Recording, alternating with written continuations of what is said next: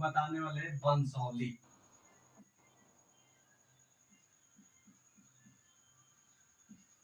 ठीक ना, वंशावली कैसे बनाया जाता है। ठीक, वंशावली आपको हर आदमी को बनाना आना चाहिए। ठीक ना, वंशावली में कहाँ से नाम स्टार्ट करें, हम स्ट्रक्चर बनाए, ये आपको हम सिखाने वाले हैं। ठीक ना, आप सरपंच भी जाने से पहले या मुखिया भी जाने से पहले आपको एक पेज पर वंशावली बना लेना चाहिए, उसके बाद जाना चाहिए।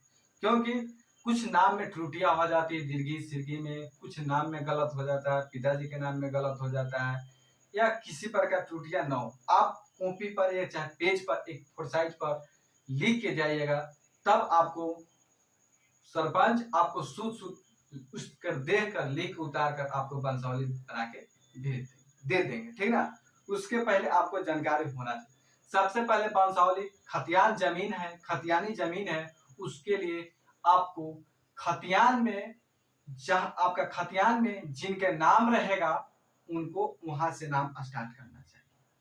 या कुछ जमीन खरीदी है, कुछ लोग सोचते हैं कि हमारे पिताजी पर नाम पर रसीद कट रहा है, उसके लिए तो हम आपके पिताजी के नाम पर ही ओकर बाद वंशावली बनाए, लेकिन नहीं, जो खरीदी जमीन है करेंट में, चाहे पिताजी खरीदे हैं, उसके रसीद का उसके लिए तो सक्सेस हो जाएगा।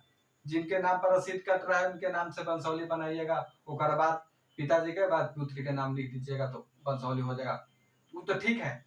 लेकिन खतियानी जमीन है, उसके लिए देना है वंशावली, आपको खतियान में जो वो आपको वहां से वंश वृक्ष को स्टार्ट करना चाहिए। ठीक ना, तो आपको सही रहेगा। चलिए, आपका मान लीजिए खतियान में नाम है, आपके परदादा के नाम पर खतियान, ठीक ना, परदादा से स्टार्ट करे, यानी किसी को दादा से स्टार्ट करना तो दादा से स्टार्ट करे, या परदादा से ऊपर है तो ऊपर भी, मतलब जहां से स्टार्ट करना है, जहां से खतियान में नाम रहेगा वहां से आपको स्टार्ट करना आना चाहिए। मान लीजिए वंश, इसको ये भी कर सकते हैं। ठीक, अब खतियान में जिनके नाम रहेगा वहां से स्टार्ट करें। मान लीजिए कि आपका खतियान स्वर्गीय, खतियान में स्वर्गीय नहीं दिखाएगा, लेकिन आपको जीवित नहीं रहेंगे तो आप उनके जीवित क्या के स्वर्गीय, मृत्यु होगा, सॉरी, आपको स्वर्गीय नहीं दिखेगा, लेकिन आप स्तर से, अपने स्तर से जो आदमी जीवित नहीं रहते हैं, मृत्यु हो जाता है, उनके आगे स्वर्गीय लगाना चाहिए। चलिए स्वर्गीय लगा दे, मुंशी लाल सिंह, एक खतियान में नाम है। ये आपको जो भी टाइटल हो, आपका जो भी नाम हो, यादव, रविदास, वंश, रजवंशी, चंद्रवंशी, जो भी नाम होगा, मतलब जिस तरह से आपका टाइटल होगा उस तरह से आप लिख सकते हैं, कोई दिक्कत नहीं। फिर मुंशीलाल सिंह, यानी खतियान में नाम है, तो खतियान में भी उनके पिताजी का नाम लिखा होगा, वो आपको वहां से मिले, इनके पिताजी का नाम आप लिख दीजिएगा, पिताजी का नाम। ठीक है, पिताजी के नाम मान डाल लीजिए कि स्वर्गीय सीता राम सिंह। ठीक ना, ये खतियान में नाम है। अब यहां से हम स्टार्ट करें, ये परदादा का, अब परदादा का नाम है तो इनके पुत्र के हो गए, पित्र हो गए 3 पुत्र, हम इनके 3 पुत्र का नाम लिख देंगे। ठीक है, जिनके 2 पुत्र रहेंगे तो 2 पुत्र लिखेंगे। ठीक, 2 पुत्र यहाँ फर्स्ट, यहाँ 3 पुत्र रहेंगे तो यहाँ यहाँ, यानी 4 पुत्र रहेंगे तो एगो यहाँ लिखेंगे, एगो यहाँ लिखेंगे। ठीक ना, यानी 2 पुत्र है तो यहाँ लिखिएगा, और 3 पुत्र है तो बीच में एक यहाँ यहाँ, और 4 पुत्र है तो 1 2 3 4, इस प्रकार, माने ये 3 पुत्र है, मान लीजिए ये 3 पुत्र है। ठीक, एक हो गए भोला प्रसाद,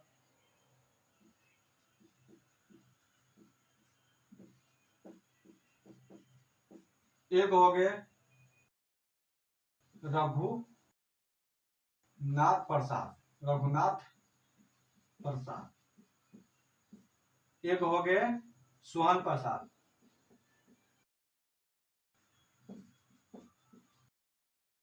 ठीक, ये परदादा हुए, अब इनके पुत्र हुए दादा, ये 3 भाई हो गए।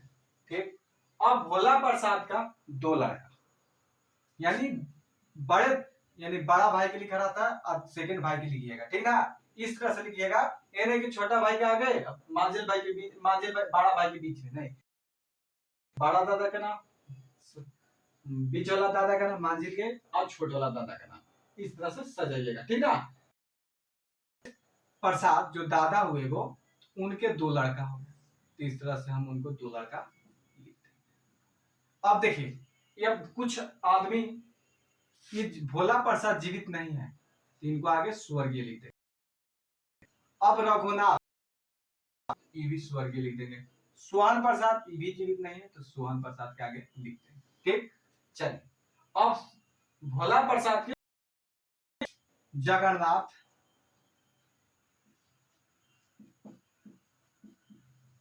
जगन्नाथ, अमरनाथ, इनके 2 पुत्र।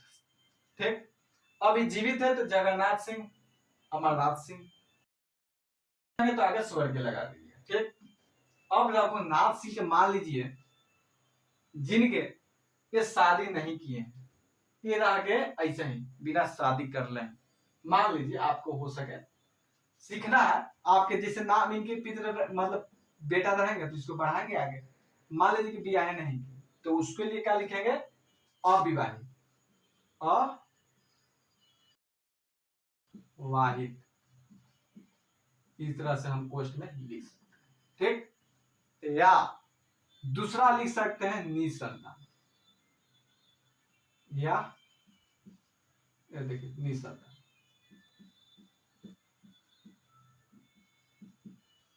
निसंतान। ठीक, और तीसरा लिख सकते हैं क्या, नवल।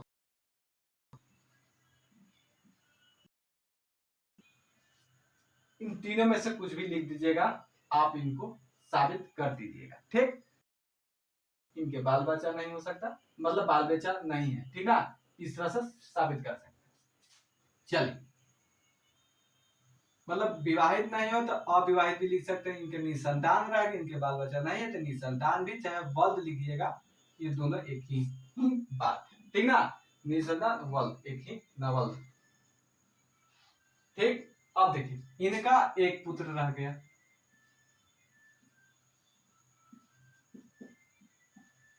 मोहन, मोहन लाल, मोहन लाल, ठीक ना, एक पुत्र रह गया। आई भोला प्रसाद के 2 पुत्र हो गए। ठीक, इस प्रकार।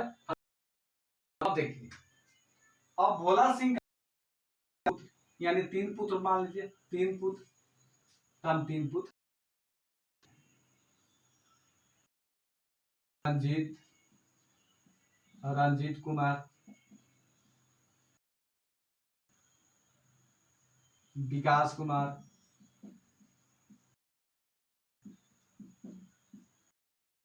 क्या पुत्र हो गए, कुमार, आई हो गए स्वर्गीय। तब ठीक, अब हमारे 2 परदादा का नाम ये हो गए, दादा का नाम 3 भाई, और दादा से हमारे पिताजी हो गए 3 भाई, पिता भोला सिंह से 2 बेटा, और सोहन प्रसाद से 1 बेटा, मोहन लाल, सोहन प्रसाद से।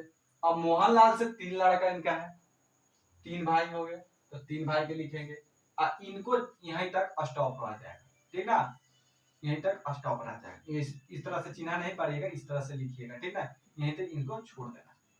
अब जगन्नाथ सिंह, अब जगन्नाथ सिंह भी स्वर्गीय हो गए, तो इनके मान लीजिए 1 लड़का, तो यहाँ 1 लड़का का नाम लिख दीजिएगा, जो भी नाम रहेगा अजीत। ठीक, अमरनाथ सिंह अभी जीवित है, अमरनाथ सिंह अभी जीवित है, अमरनाथ अभी जीवित है, तो इनको यहीं तक छोड़ दीजिए, ठीक ना, मतलब जहां तक जीवित है वहां तक लिखना चाहिए। इस तरह से जब मतलब वंशावली बनाया जाता है। मान लीजिए कि भी मृत्यु रहेंगे तो इनको आगे बढ़ाएंगे, इनका जे लड़का रहेगा तो इस तरह से हम बढ़ा सकते हैं। इनका मान लीजिए कि 4 लड़का है, तो यहाँ 4 लड़का हम लिख सकते हैं, 4 लड़का का नाम लिख सकते हैं। ठीक, इस तरह से हम लिख सकते हैं वंशावली। लेकिन इस तरह से तो हम कॉपी पर लिख दिए। अब सरपंच साहब होंगे वो किस तरह से लिखेंगे, उसके पहले फर्स्ट में उनका रहेगा लेटर का नाम सरपंच जी का, यहाँ रहेगा एक साइड में रहेगा पता, एक रहेगा पत्रांक लिखल रहेगा, और यहाँ रहेगा दिनांक। पत्रांक लिखाना बहुत जरूरी है और दिनांक भी लिखाना बहुत जरूरी है, ठीक ना।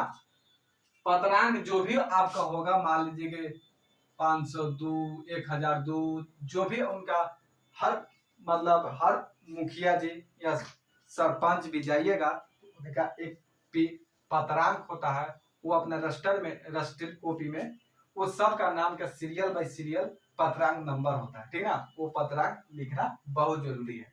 और देखिए यहाँ दिनांक भी लिखवा लीजिएगा और पत्रांक भी लिखवा लीजिएगा, और इसमें लिख देगा लास्ट में, इस लाइन में कॉलम में क्या लिखेगा कि प्रमाणित, कलम नहीं उग रहा है, कलम चाहिए,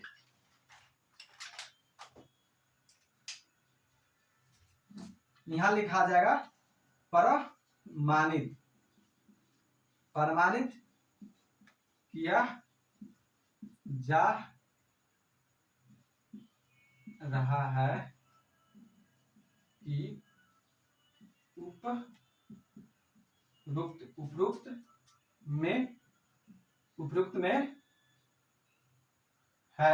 में है वो सत्य है। इस तरह से हम लिख सकते हैं।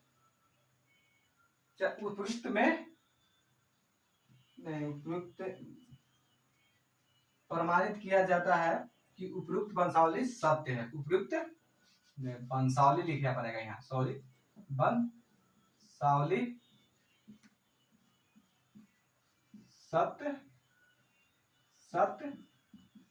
है, सत्य है, मतलब ये सटीक बैठता है, ठीक ना। प्रमाणित किया जाता है कि उपयुक्त माने ऊपर वाला जो लिखा हुआ है वो वंशावली सत्य है, ठीक ना।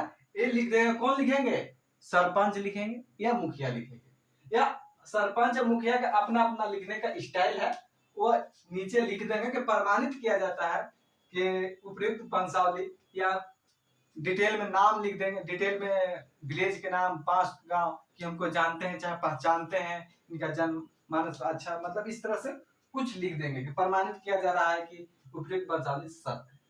अब इस तरह से आपको सरपंच यहाँ साइन भी कर देंगे, ठीक ना, लिख के इतना सत्य है, उसके बाद सरपंच जी यहाँ साइन करेंगे और अपना उस तरह का मुहर ठेपा लगा देंगे, ठीक ना, जिससे सही साबित हो जाएगा। यहाँ सरपंच सिग्नेचर कर देंगे और मुहर मार देंगे, ठीक। जो सरपंच भी के मुखिया का चाहे सरपंच का मुहर होगा, जो आपको मुहर मार के सिग्नेचर करके दे देंगे। आपको जमीन भूमि से संबंधित जो भी विवाद रहेगा, वंशावली रहेगा, आपको देने के लिए आप ये सही साबित होगा, ठीक ना। जमीन से संबंधित जो भी जानकारी चाहिए के माध्यम से आपको दिया जाएगा। इसलिए आप चैनल को सब्सक्राइब कर लीजिए, और वीडियो अच्छा लगा होगा इसको लाइक जरूर कीजिएगा, और सभी ग्रुप में आप अपना व्हाट्सएप ग्रुप में इस वीडियो को शेयर जरूर कीजिए। बहुत बहुत धन्यवाद।